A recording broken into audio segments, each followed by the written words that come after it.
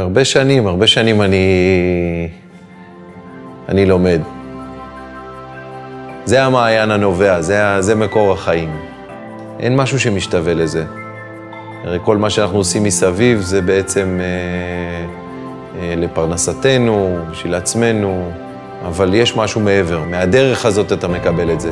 לכם, לרשות הציבור, לתשמישם, להפצם. מאוד מרגש. כמה הדרך הזאת אני לא יכול בלעדיה. וזה גורם לי בפנים את השאלה הזאת, איפה אני גם יכול לתת מהצד שלי. וזה נפל האסימון במעבר מהבית הישן לחדש, היינו שותפים פה, החברים מהקבוצה, ושעלינו איזה יום, אז פשוט עשו לי סיור להבין מה זה. חדרי טכנולוגיה, אינטרנט, שידורים, זה לא נתפס.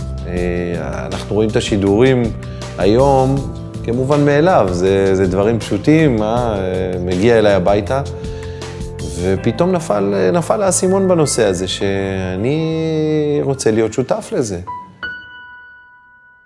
אם אנחנו כולנו נדע לתת את הסומסום הקטן שלנו, כל אחד מה שהוא יכול, זה מוביל למשהו גדול.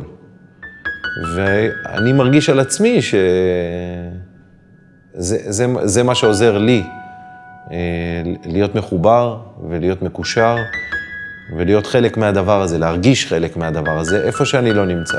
אם אני נמצא במדבר, בשדה החקלאי שלי, בנוהוור ליד גבול עם ירדן, וכל עוד יש קליטה בטלפון, אני מחובר. וזה,